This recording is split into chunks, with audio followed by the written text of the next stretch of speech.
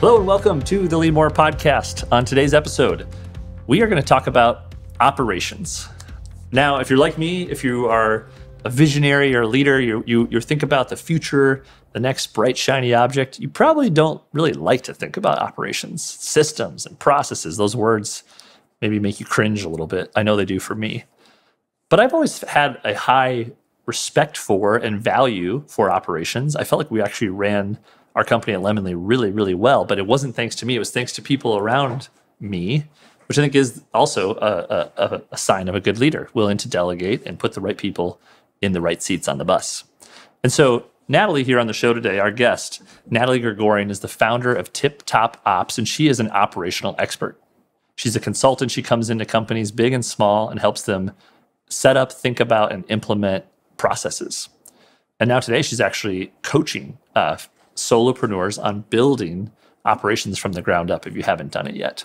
And so Natalie comes on the show today and teaches us why your systems and your operations need to be accountable, trackable, and scalable. She breaks down every one of those, explains why they're important, and explains how you should build something that can not just work for you today with 5 employees, but could honestly scale and work someday with 500 employees. And the end goal here, whether you have 500 or you want to have 5 or you want it to just be you, is to have freedom, to take things sort of out of your brain, put them down on paper, figurative paper, more likely digital, and really create a system and an operation.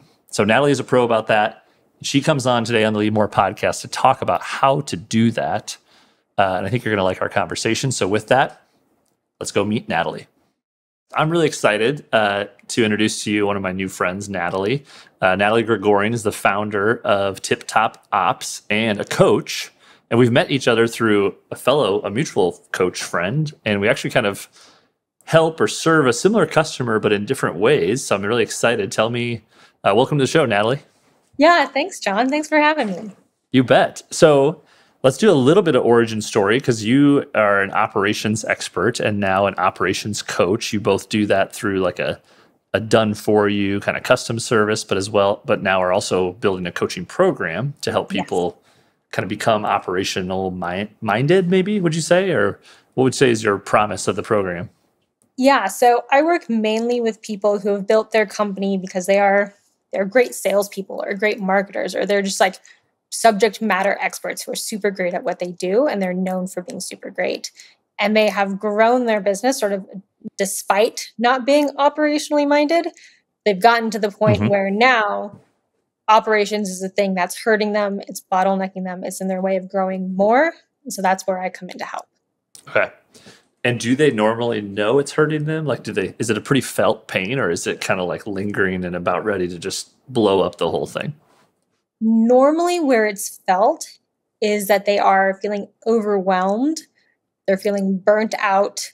They are spending way more time working than they are with their family, or they're like missing dinners every week, or not feeling present with their kids, or their friends have stopped asking them to go out and do fun things because their answer is always, no, I'm too busy.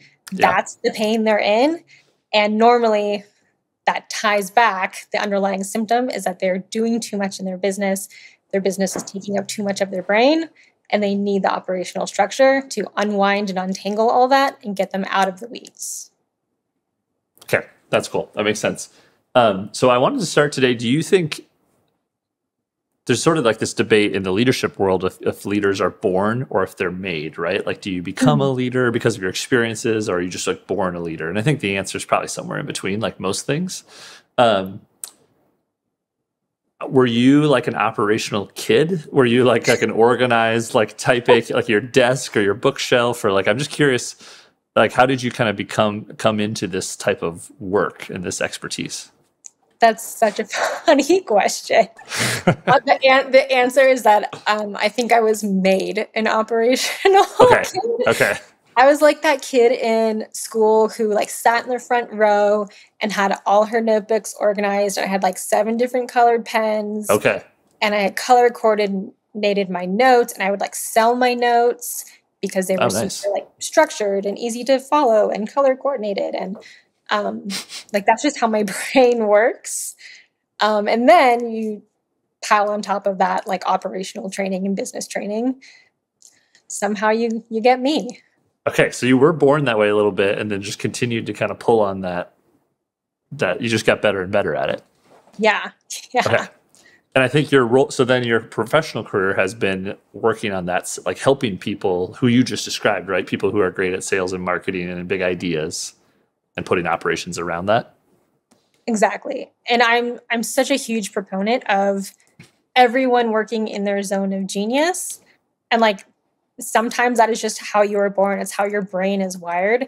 That's how my brain is wired. And I love working with other people whose brains are not wired that way. Yeah. Because we're super complementary, and like whatever I'm good at, they suck at. Whatever they suck at, I'm good at, and we can support each other that way and grow to bigger than we otherwise would on our own. Cool. Amen to that. I love that. Okay, so let's dive into then. So this episode is going to be about operations. So if you are you might either be like Natalie, where you're like, amen, I love that. Like, got my notebooks, got my stickies, got my operating system pulled up on my computer. Or you might be more like me, where you're just like, oh my gosh, we need to find someone like Natalie. Like, so we'll get both sides of the coin here.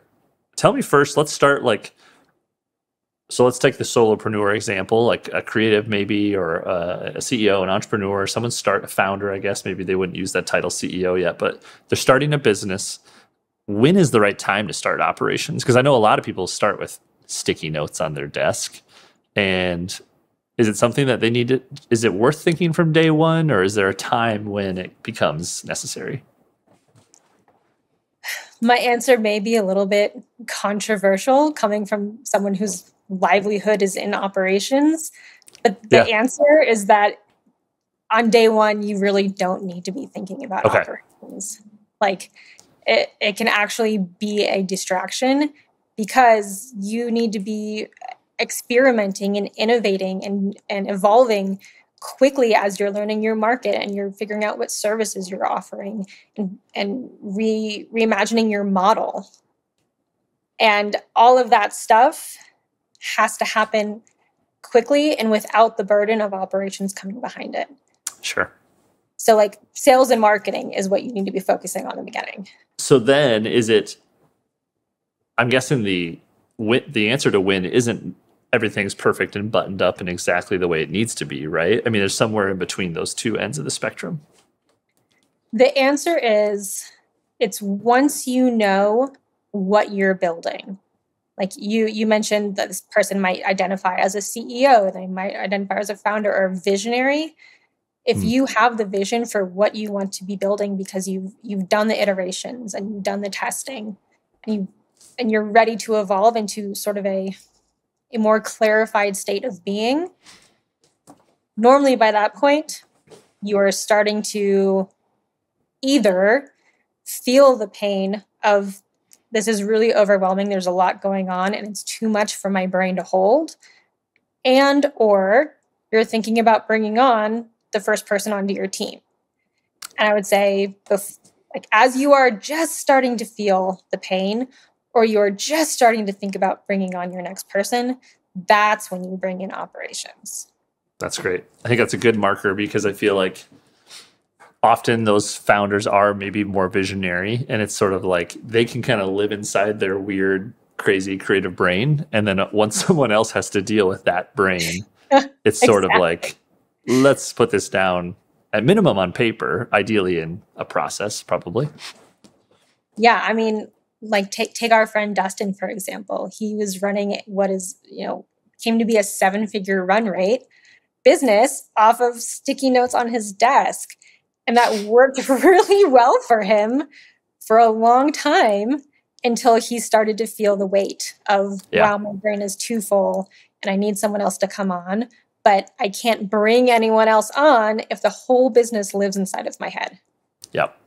Yeah, for a myriad of reasons, both for, like you said, like spending time with your family and enjoyment of running a business, but also the classic, like, what if Dustin gets sick, or what if I want to take a vacation, or heaven forbid, hit by a bus? Like, how do you build we're building not just a service or a product, we're building a business is a box, right? And I'm sure we're going to talk about boxes and containers. So let's jump into that. You have sort of a framework of what makes a good operation.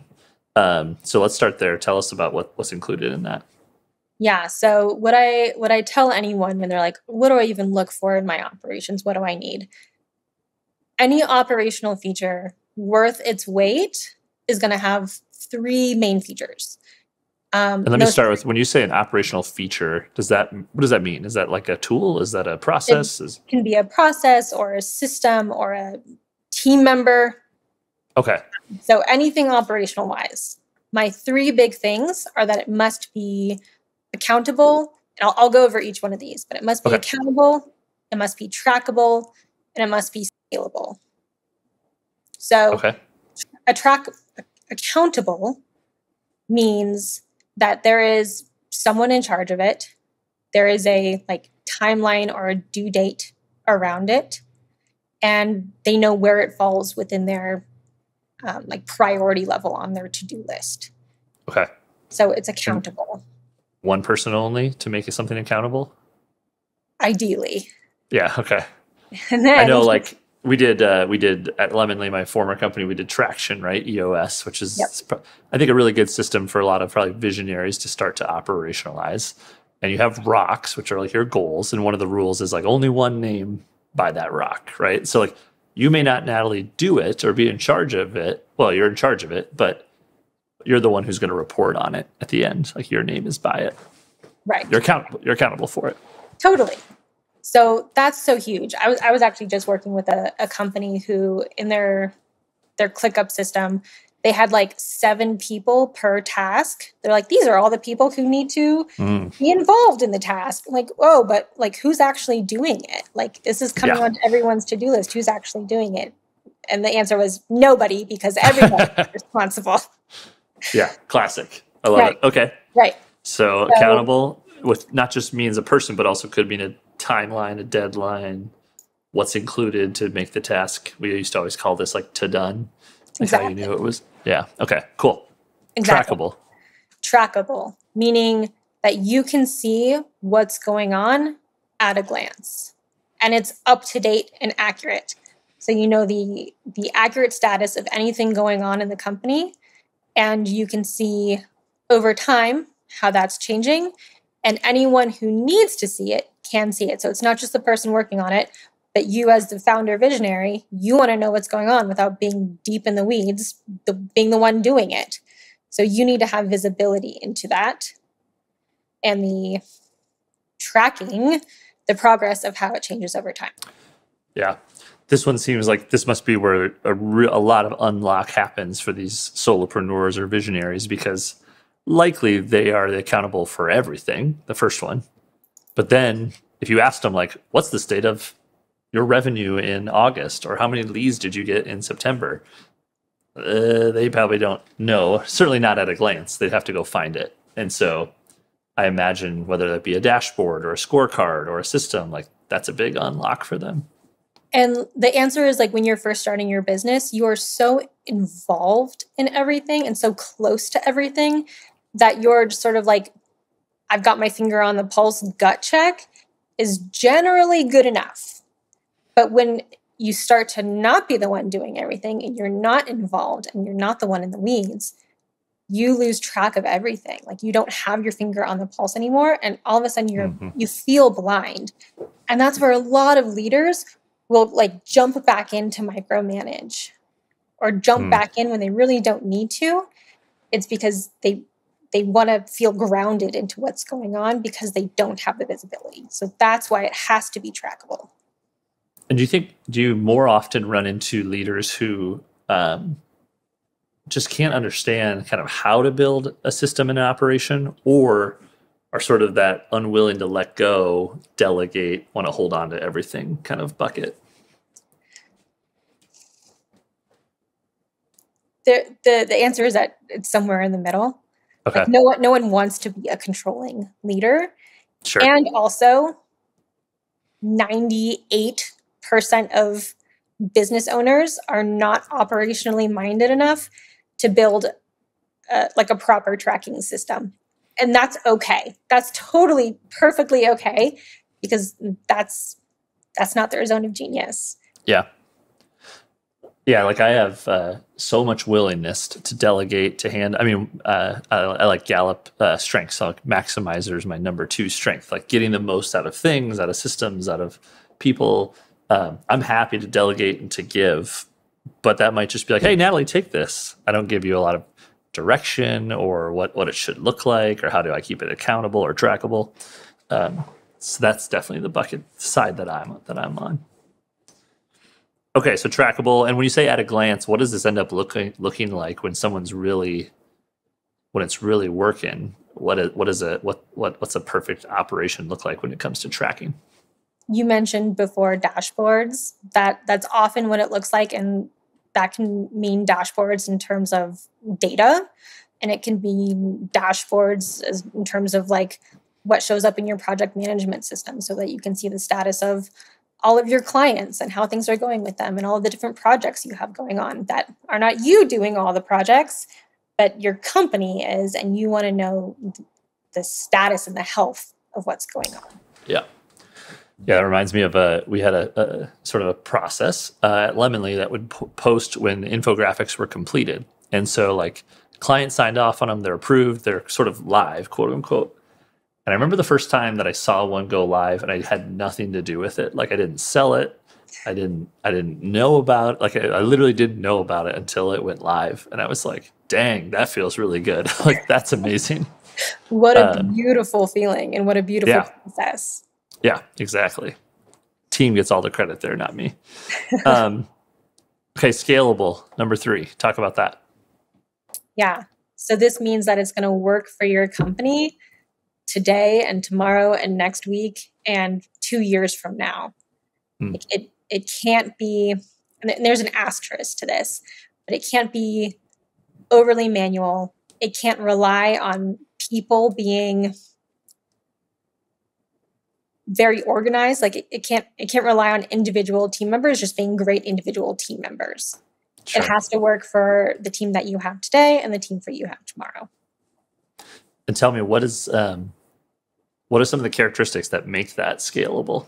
Because that's where it's hard to think of the who, to not get too caught up in like this process works perfect for Ben or Lisa or whoever, right? It's making sure that you have like a template library of SOPs and processes that are easily updated so that as you evolve your offering and as you have new team members who are coming in with like a lot of creativity and a lot of ownership and innovation, and they find new ways to do things, you can update those. And it doesn't matter how many teammates you have going on, everyone is supported in the same way by the systems and the structure that you have in place. Got it. Okay. And so scalable doesn't have to mean technology. It's more so how you build the process. Right. Exactly. Like some people, they're like, oh, I have SOPs. Like I have Loom videos for every single thing that happens in my company. And I'm like, that's awesome. So what happens when your process changes? That's awesome. And what happens every single time that you have to repeat that? Does someone have to review a 10-minute Loom video every single time? Or can they just have like a checklist SOP that they say, yep, I've done this, this, and this, and it takes them 20 seconds as opposed to 10 minutes every time? That time adds up. So it would be right to say that like your process and operations may change as you scale, but then part of the process has to be updating the process. Is that the right way to describe it? Okay. Totally. It's like you are allowed to adjust when you're a 100-person company versus a 10, but you also just can't dust up. You can't take the 10-person playbook and just assume it's still good. Exactly. The meat of the systems will change, but the skeletons itself should be what is scalable. And you use that word updating a process while you were talking, and I wrote that down because what do you recommend on that? Is that a scheduled quarterly, once a year, or like when should processes and systems be updated? As often as they need to. Okay. And the way that works is that it's not you responsible for updating the processes. It's whoever is doing that thing in your business, they are responsible for making sure that the SOP or the process or the system is always up to date no matter what. So as they innovate and get creative, they can change it as often as they want. But it's their job, it's their ownership, their responsibility to make sure that that happens. Got it. Okay, cool. You also mentioned a tool called ClickUp, and that made me think of, I started Lemonly in 2011. My previous company, 2009, we were Basecamp users. That was kind of like the hot thing at the time, but everyone used Basecamp. And then we kind of went the Trello route I think Lemonly still runs on Trello. We had a really big, robust Trello board. I know Asana was really might still be. ClickUp seems to be like the hot one now, but like, talk to me about sort of tool versus process. Like I think a lot of us get stuck in the tool or what's the nice shiny new object. What matters most? The reality is the platform and the tool is less important than the question of if it's actually being used. Yeah. I've seen people with beautiful ClickUp boards that don't get used, and it's worth essentially zero because it's not being used and it's just sitting there. And I've seen people with really simple Asanas that are not super scalable because Asana is not the most scalable platform, but at least it's being used and it's serving its purpose. So I'll plug ClickUp because I like it. It is the most scalable system. It is the most complex friendly. It also allows you to have the most features at the lowest tier. So it ends up being generally the cheapest option. And they're constantly updating it. So it's like Monday is pretty comparable in that it's complexity friendly. But Monday's a really static platform. They don't push a lot of changes, whereas ClickUp is constantly innovating and constantly updating. So there's that. And I'm guessing you have you have probably like 2-person teams and 200-person teams using a tool like ClickUp? Yeah, exactly. Okay, cool. Interesting. All right, that's cool. It reminds me of just yesterday I thought of you because I was having a conversation with a friend. I was at this event, and she's a new executive director at a local nonprofit here, and they serve like senior citizens. And there's a program they do here in South Dakota called Meals on Wheels, where every week they're delivering thousands of meals every week to folks who maybe can't come get their meal or can't cook or prepare their meal. And so she took over the role, new to the organization, and she said the whole thing is run on pen and paper. But she said it's actually like pretty amazing how efficiently they do for pen and paper. So it's almost like, she's really excited, just kind of salivating at the opportunity of like, how could we digitize this and what could it become? But it sounds like they've been doing, for decades, thousands and thousands of meals on pen and paper. Which is so impressive. And like 1,000 kudos to them. And also, it can be so much easier. Yeah, exactly.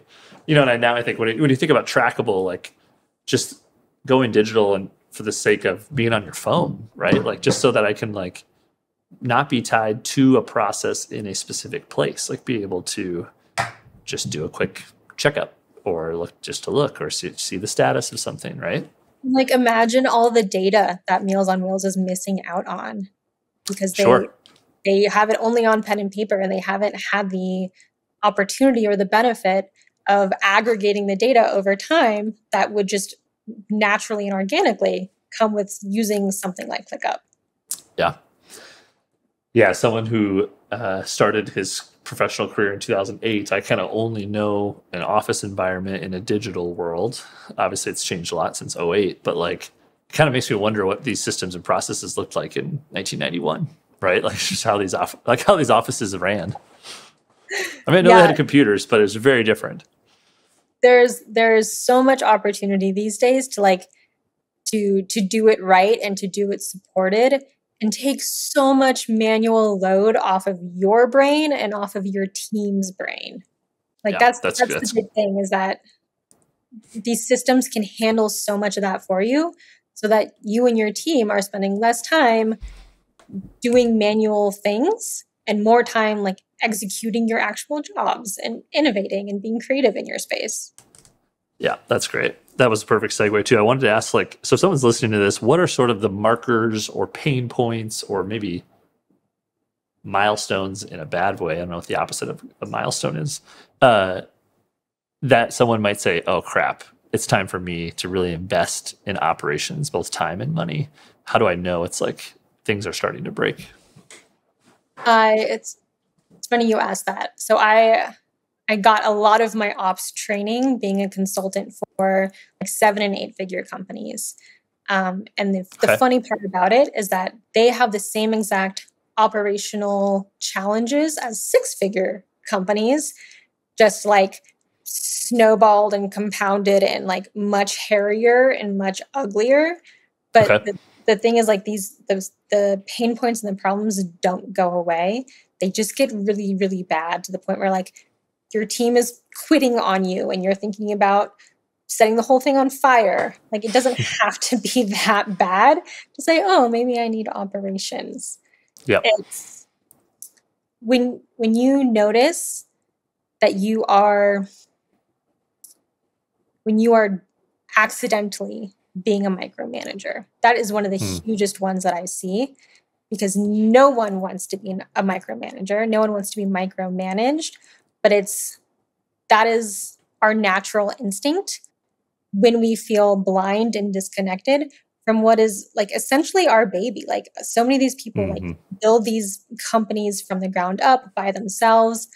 It is a baby to them, and to pass it off to someone else feels like you're like giving it up to a babysitter, and then the babysitter doesn't check in, and you have to like be that helicopter parent texting them at all times, like, hey, how's the baby? Is the baby okay? Did the baby eat? Did you put the baby down for a nap? But the operational infrastructure takes care of all that for you. It's sort of like a nanny cam. Yeah, totally. That's funny that you bring that up. I mean, I've been that person. My wife's definitely been that person. Sometimes I joke that like we have a puppy now, and we take her to sort of like the version of puppy daycare here in town, and they're so nice when we pick up and drop off, and they're like, oh, Maggie was so sweet, and Maggie was great, she had a great day. I'm kind of convinced that's all they have to do. If they do that part, I just then assume the best and have a lot of trust that like she must have had a great day, even though I'm not sure what she's learning or what actually happens when she's there. But because it's like the customer service part is like so positive and reassuring, I sort of just don't check in because I trust it. Yeah. And that is all the reporting that you need as the dog parent. And so you figure out, as the business owner, what is the reporting that you need to feel confident and calm about like passing off small things at a time to other people and being able to trust that they're going to do it the right way. So I suppose that could be another really good one, is like, do you have team members who are like asking for more, right? Team members who are like, I can take this. I want to own this. I want to, or maybe whether they're asking for it or you want to give them sort of a growth opportunity, is like, you know what, Natalie, why don't you own this process? Like, let's build this process and you take it over. That's probably a great marker. I forget who originally said this, but I really, really liked it. They said that one of the things that they do with their team on like a quarterly or a twice yearly basis is they ask their team, what are the things that you see me doing that I should not be the one doing? And whether it's, them who can take it on or someone else on the team, it's giving your team a chance to step up and say, this is where I can add more value to the business. Yep. The invert, I would say, not necessarily operations minded, but I always say, if you want good career advice, it's like find the stuff your boss hates to do and take it off their plate, right? Like, I can take that for you, right? Like, I have a great idea on how to do that. And all of a sudden they're like, yeah, this is amazing. I should promote Natalie. Like, she's great. Here's what I can take off your plate, and here's how you're going to know that it was done well. Oh my God. Like, immediately, yes, there's no reason for me to say no to that. Is there a number of employees where a full-time operations person it makes sense? I'm guessing it's different if you're billion-dollar manufacturing company versus a small, say, creative agency. But like, where do you see companies believe in it so much where they're like, Natalie, I want you to come in and just full-time run operations? It really depends on the business owner as a leader. Some business owners love being the team leader. They love managing the team. They love taking on the one-on-ones. They love being like the direct reporter. Others, management is not their strong suit. They don't love doing it. And for them, I would say it would make sense for them to bring on a full-time operations person sooner than later, because that person can sort of be like the buffer in between the rest of the team and the founder, and they can take on more of those team management activities. Okay. Yeah, that makes sense. Kind of know yourself, I guess. All right. So somebody feels like they have an operation and now maybe want to sort of stress test it. I imagine then, is there a way to go back and kind of ask yourself, is it accountable? Is it trackable? Is it scalable? Is that sort of the stress test to make a good operation? Yeah. Exactly. If someone else took this on, would they know exactly when to do it, how to do it, where it fits in their day? Would they, do I have a way of having visibility into that doesn't rely on me manually communicating with them and like blowing them up on Slack or having a face-to-face meeting or micromanaging them? And does this work for if I have 5 clients or 50 clients? Does it work if I have 5 team members or 50 team members? Cool. That makes a lot of sense. I want to ask you to brag about what do you think is the best like process or operation you've ever built, and what was it for? It's always fun to brag about yourself. Yeah. Like, I'm sure you've made something really cool. I mean, you've had some pretty interesting jobs prior to doing what you're doing. Yeah. One system that I put together that without fail works so well, and I'm always super proud of, is hiring funnels within your project management system. Okay. So you have like a job description, and in that job description, you have a small assessment, and you have a link to a form in your project management system. So for me, I like to use ClickUp. So I have a form within ClickUp, and essentially the application process is you fill out your form, and all of that information automatically gets put into ClickUp, and automations start firing. So they get a thank you for submitting your application email. Here's what next steps might look like. You can expect to hear back from us in XYZ timeline. And then with clicks of a button, you can send them down different routes. You can send them down, hey, we saw your application. Thank you so much. Doesn't look like it's the right fit at this time. Or, hey, I'd love to schedule an interview. Here's my link. And you do all of that with the click of a button. People are assigned to it, so they know exactly who comes in when, and it comes into their to-do list. They can review things, and then all they have to do is click a button, and people get sent through an entire funnel in like the blink of an eye. Nice. Just clicking buttons. I can do that. I like that. Yeah. So last question, then I want to ask about your program.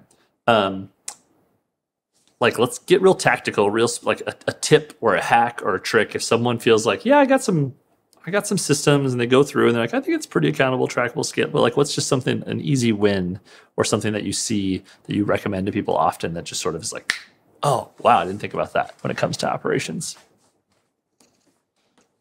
The biggest stress test is, can someone else do it? Like, do you have to be involved? And it almost turns into a really fun game of how uninvolved can I be in this thing that I don't want to be involved in my business. Like at least the people that I work with, they started their business because they wanted some degree of freedom. Yep. And whatever that means to them, normally a large part of that is I want to work on the things that really light me up and fill my cup. I don't want to work on the things that are draining to me and that I hate and that I suck at. And so the more that you can get rid of those things, and pass them off to other people, and they can take it and run with it and just like give you the update of, hey, done, here's how it went, here's the data. That's the most beautiful test. And it's a fun game to see how far you can get. Yeah. That's good. Yeah, it really is a game. Like I remember in the early days of Lemonade, it was like, hey, I'm taking Friday off. Like, is everything going to be okay?